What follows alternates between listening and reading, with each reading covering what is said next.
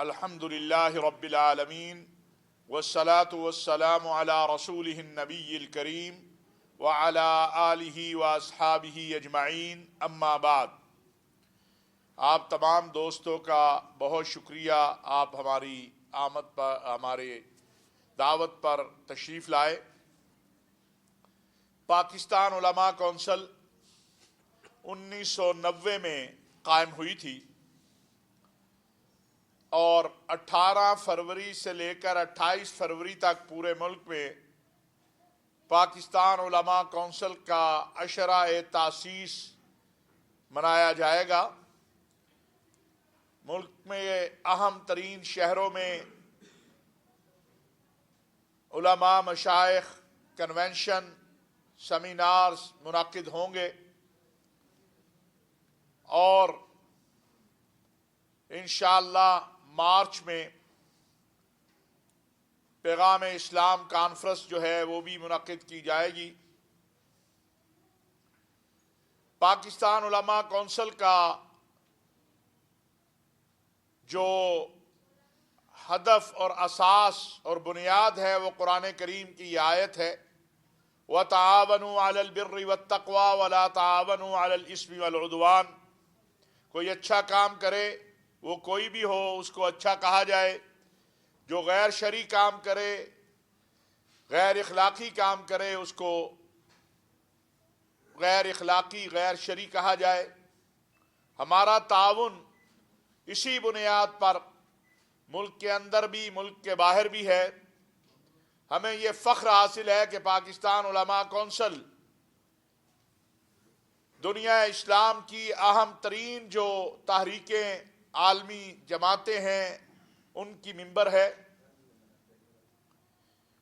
اور پاکستان میں اور پاکستان سے باہر بین المسالک بین المذاہب ہم آہنگی اور رواداری کے لیے اپنا بھرپور کردار ادا کر رہی ہے، جو ملک کے اندر اور ملک کے باہر سب تسلیم کرتے ہیں۔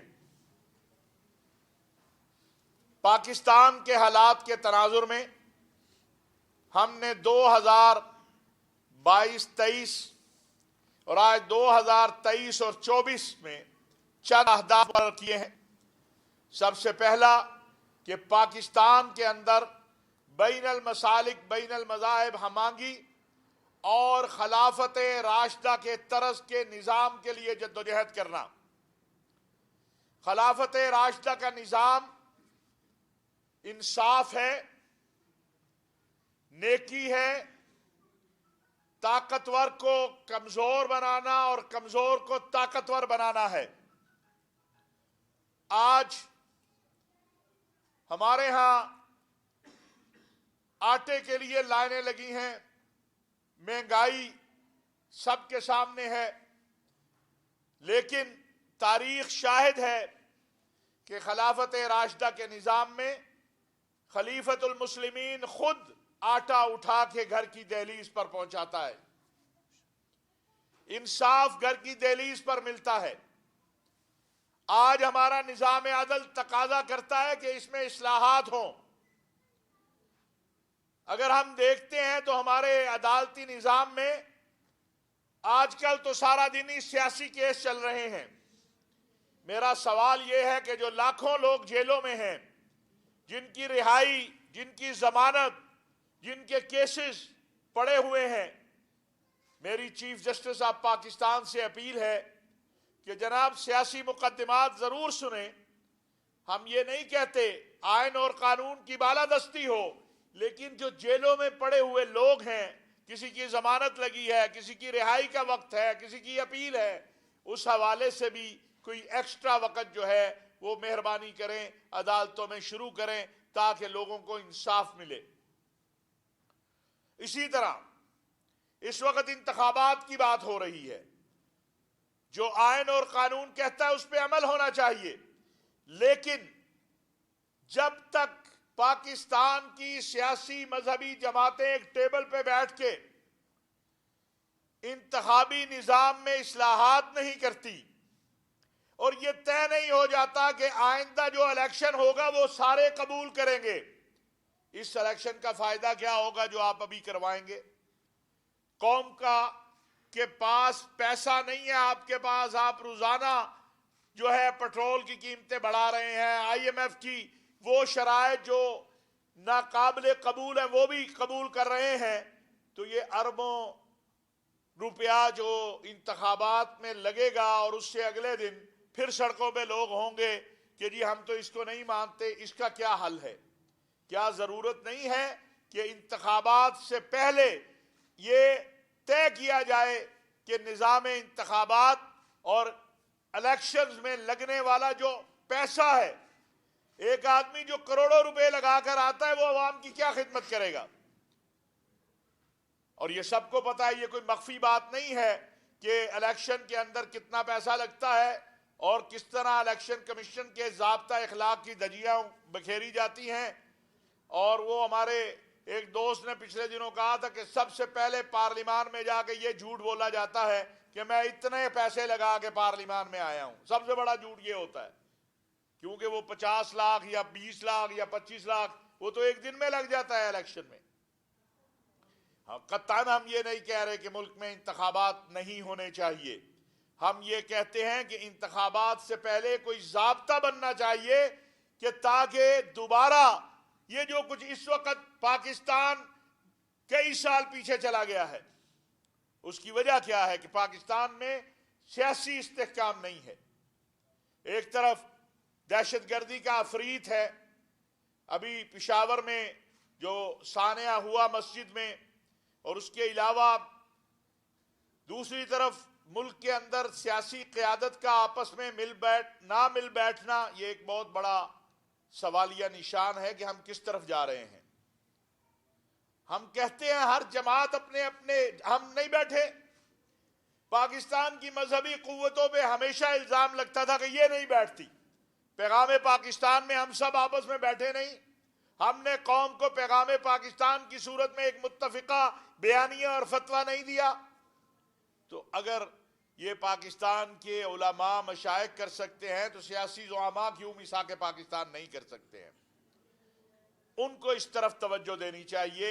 ہم عمران خان صاحب سے بھی گزارش کرتے ہیں، ہم میاں شہباز شریف صاحب سے بھی گزارش کرتے ہیں، اور ہم چیف جسٹس آف پاکستان اور سپہ سالار اور صدر مملکت ان سے بھی گزارش کرتے ہیں کہ ملک کے اندر ایسا ماحول بنائیں کہ ایک ٹیبل کے اوپر بٹھایا جائے۔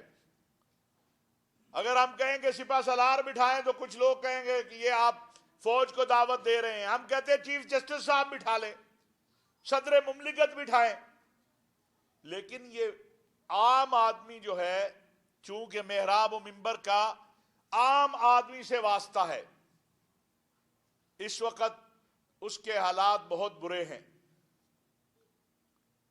متوسط طبقہ پس گیا ہے، غریب پس گیا ہے، امراء بھی رو رہے ہیں۔ اس سے کیسے نکلیں گے؟ اس سے نکلنے کا واحد راستہ جو ہے وہ اتحاد ہے۔ آپ اپنی اپنی جماعتوں میں رہتے ہوئے پاکستان کے لیے، پاکستان کی عوام کے لیے اکٹھے ہو کے بیٹھے، ایک میثاق پاکستان کریں جو معیشت کے لیے ہو، معاشرت کے لیے ہو۔ ہمارا معاشرہ جس انحطاط کی طرف جا رہا ہے، ابھی جو ننکانہ میں ہوا، اس سے پہلے سیالکوٹ میں ہوا، خانیوال میں ہوا، یہ جو بڑھتی ہوئی عدم برداشت اور انتہا پسندی ہے، اس کے خاتمے کے لیے بھی کچھ سوچنا چاہیے۔ محراب و منبر نے تو کر کے دیا ہے۔ میں آج یہ کہنا چاہتا ہوں کہ اگر کسی بے گناہ کے قتل میں یا عوامی املاک کے اوپر حملہ کرنے میں کوئی بھی جماعت ہو، کوئی بھی اس کا تعلق کسی مذہبی طبقے سے ہو، ہم کہتے ہیں اس کو قانون کے کٹہرے میں لائیں، گرفتار کریں۔ یہ حق کسی کو نہیں دیا جا سکتا کہ وہ محراب و منبر کو ملک میں فساد پھیلانے کے لیے، قتل و قتال کے لیے استعمال کرے۔ اگر کسی نے توہین رسالت کی ہے یا توہین رسالت کا مجرم ہے یا توہین قرآن کا مجرم ہے تو عدالت کا اختیار ہے اسے سزا دینا۔ خود ہی مدعی، خود ہی منصف، خود ہی جلاد والی کیفیت، اس سے باہر نکلنا ہوگا۔ پاکستان اس سے بدنام ہو رہا ہے۔ اسلام اس سے بدنام ہوتا ہے، مسلمان اس سے بدنام ہوتے ہیں، محراب و منبر کی بدنامی ہوتی ہے۔ تو پاکستان علماء کونسل نے ایک لائحہ عمل تیار کیا ہے۔ ہم سیاسی قائدین کے پاس بھی جا رہے ہیں، مذہبی قائدین کے پاس بھی جا رہے ہیں، اور جب تک چیف الیکشن کمشنر صاحب سے میں یہ عرض کرنا چاہتا ہوں کہ جو انتخابات میں پیسے کا استعمال ہے یہ ختم نہیں ہوتا، پاکستان علماء کونسل انڈیویجول بطور پاکستان علماء کونسل اپنے طور پر کوئی امیدوار کھڑا نہیں کرے گی۔ ہم اپنے نظریات سے قریب تر جو امیدوار ہوں گے ان کی ضرور معاونت کریں گے، اور ان سے بھی کہیں گے جب کروڑوں روپے الیکشن میں لگیں گے تو غریب آدمی کہاں سے آئے گا، غریب کا نمائندہ کیسے آئے گا؟ کیا اس طرف کبھی توجہ ہوئی ہے؟ اسی طرح میں سمجھتا ہوں کہ رمضان المبارک کی آمد ہے، اور اللہ کے نبی صلی اللہ علیہ وسلم کا ہمیں حکم ہے کہ ہم دعا بھی کریں کہ اے اللہ ہمیں برکت دے رجب اور شعبان میں، اور ہمیں رمضان تک پہنچا دے۔ ابھی سے چیزیں مہنگی ہونی شروع ہو گئی ہیں۔ 2 صوبوں میں نگران حکومتیں ہیں، ان کی ذمہ داری ہے کہ وہ ابھی سے جو پرائس کنٹرول کمیٹیاں یا مجسٹریٹ لیول کے اوپر یہ انشور کریں کہ رمضان المبارک کے اندر جو مہنگائی کا عفریت آتا ہے وہ نہ آئے۔ اور یہ متفقہ فتویٰ ہے کہ جو لوگ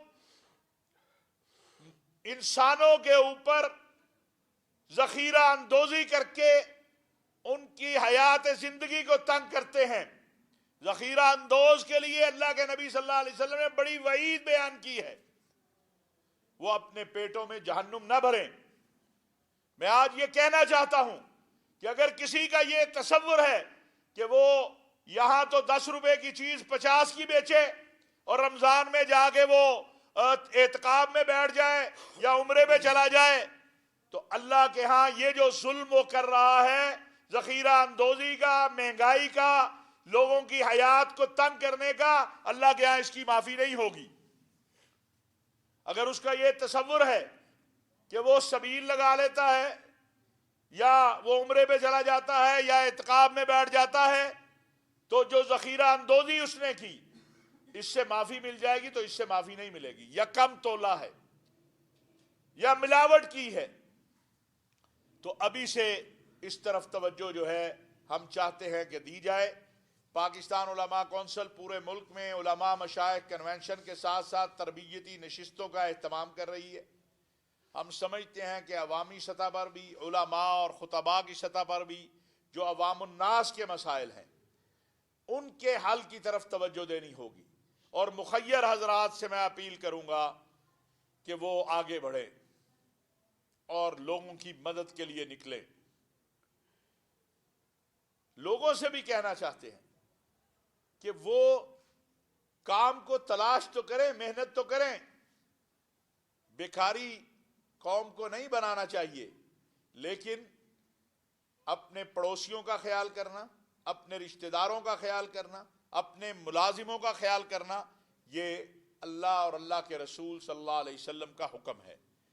لہٰذا میں گزشتہ چند دنوں میں ننکانہ صاحب میں یا فیصل آباد میں جہاں بھی جو واقعات ہوئے ہیں، ایک بات واضح کہنا چاہتا ہوں کہ پاکستان میں رہنے والے جو ہمارے غیر مسلم بھائی ہیں ان کے حقوق کا تحفظ ریاست کی بھی ذمہ داری ہے اور مسلمانوں کی بھی ذمہ داری ہے۔ ہمیں بطور مسلمان بڑے بھائی ہونے کے ان کے حقوق کا خیال رکھنا چاہیے، اور ریاست کو بھی ہر طرح سے ان کے حقوق کا خیال کرنا چاہیے۔ اور یہ جو سوشل میڈیا پہ، الیکٹرک میڈیا پہ، بالخصوص سوشل میڈیا پہ میں سمجھتا ہوں ملک کے سلامتی کے ادارے ہوں یا ملک کے مقتدر ادارے ہوں، ان کے خلاف جو کمپین کی جاتی ہے، جو پراپوگنڈا کیا جاتا ہے، یہ سلسلہ بھی بند ہونا چاہیے۔ ہم انتہا پسندی اور دہشت گردی کے خاتمے کے لیے، پاکستان کے استحکام کے لیے اور اللہ کی توحید کی سربلندی کے لیے، محمد عربی صلی اللہ علیہ وسلم کی رسالت و ختم نبوت کے تحفظ کے لیے اصحاب رسول و اہل بیت کی عظمت و صداقت کے لیے ہماتن جو ہماری استطاعت میں ہے اس کے لیے کوشاں رہیں گے۔ آخر میں یہ جو قومی اسمبلی میں ناموس صحابہ و اہل بیت بل پاس ہوا ہے، میں سمجھتا ہوں اس کے اوپر بات چیت کا رستہ اختیار کرنا چاہیے، اور ہمارے لیے صحابہ کرام اور اہل بیت ہمارے ایمان کا حصہ ہے۔ حضرت امام مہدی اور کسی بھی مسلم فرقے کو غیر مسلم قرار دینا یا حضرت امام مہدی کی توہین کرنا شرعاً جائز نہیں ہے، اور یہ ہم ملی یکجہتی کونسل کے معاہدے میں اور پیغام پاکستان میں سب لکھ کر دے چکے ہیں۔ جو تحفظات ہیں اگر کسی مکتبہ فکر کے یا کسی جماعت کے، اس کو انشاءاللہ مل بیٹھ کر حل کرنے کی کوشش کریں گے۔ ہم پاکستان علماء کونسل کے پلیٹ فارم سے بھی اس کی کوشش کر رہے ہیں۔ میں نے وفاقی وزیر مذہبی امور محترم جناب مفتی عبدالشکور صاحب سے بھی یہ گزارش کی ہے کہ وہ بھی تمام مکاتب فکر کی قیادت کو بلائیں، اور ہم مل بیٹھ کر انشاءاللہ، یہ کوئی ایسا مسئلہ نہیں ہے اس کی وجہ سے ملک کے اندر کسی بھی قسم کا کوئی فرقہ وارانہ سختی یا تشدد کا ماحول جو ہے وہ پیدا ہو یا پیدا کیا جائے۔ جو مسائل ہم طے کر چکے ہیں ان کو لے کر آگے بڑھنا چاہیے۔ کوئی سوال آپ کرنا چاہیں تو بسم اللہ۔ ہمارا ایک نکاتی ایجنڈا ہے کہ ٹیبل پہ بیٹھو، بات چیت کرو، پاکستان کے لیے، اس قوم کے لیے جس سے ووٹ لیتے ہیں، اس وطن کے لیے جس پہ حکومت کرتے ہو، جس میں رہتے ہو، لوگوں کا خیال کرو۔ اب کیسے انتخابات اگر آج انتخابات ہو جاتے ہیں، جو ہارے گا وہ کہے گا دھاندلی ہوئی ہے، پھر کیا ہوگا؟ پھر کرائے جائیں انتخابات۔ ابھی جو ہوا ضمنی انتخابات میں خان صاحب 9 سیٹوں پہ کہ 8 سیٹوں پہ کھڑے ہو گئے، انہوں نے استعفیٰ دے دیا۔ یہ جو قومی پیسہ خرچ ہو رہا ہے اس کا جواب دہ کون ہے؟ ابھی پھر یہ 60 یا 70 یا جتنی سیٹوں پر بھی دوبارہ الیکشن ہوں گے تو یہ قوم کا پیسہ ہے، اس سے کیا فائدہ ملے گا کہ آپ الیکشن لڑے، قوم کا پیسہ لگے اور پھر دوبارہ آپ استعفے دے دیں؟ یہ تو مل بیٹھ کے کوئی حل نکالیں۔ دیکھیں، یہ ہم اس وقت بھی کہتے تھے کہ پی ٹی آئی کو استعفے نہیں دینے چاہیے، ہمارا موقف اس وقت بھی یہ تھا۔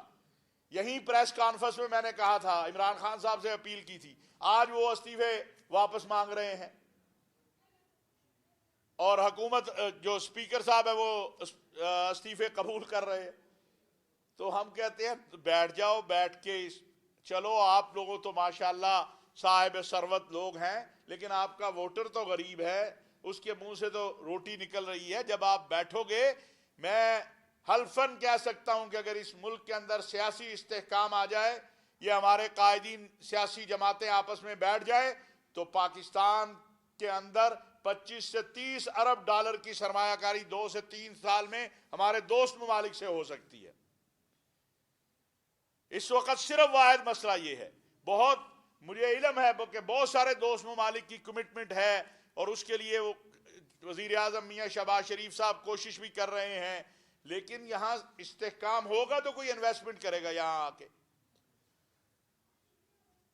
تو ہمیں اس سے بہرحال آئی ایم ایف کا شکنجہ ہو یا باقی ہو، اس سے باہر نکلنے کا واحد راستہ ہمارا اتحاد ہے۔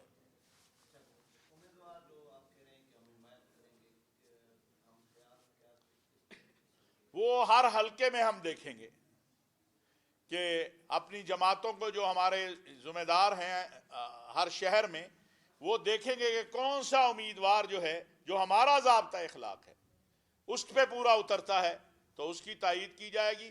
جیت ہار مسئلہ نہیں ہے، مسئلہ تو یہ ہے کہ جو 50 کروڑ لگا کر آتا ہے اس کو 500 روپے کی دیہڑی والے کا کیا احساس ہوگا؟ یہ کام الیکشن کمیشن کا ہے، لیکن آپ کو اور ہم سب کو پتا ہے، الیکشن کمیشن کو بھی پتا ہے کہ جو اس نے پیسوں کی حد مقرر کی ہوئی ہے اس پہ کتنے کے لوگ خرچ معیار پہ پورا اترتے ہیں۔ تو قانون اسی لیے ہوتا ہے اس پہ عملداری ہو۔ بہت شکریہ، بہت مہربانی۔ آپ حضرات کے لیے کچھ مولانا نے تواضع کا بندوبست کیا ہے، کھانا کھا کے آپ حضرات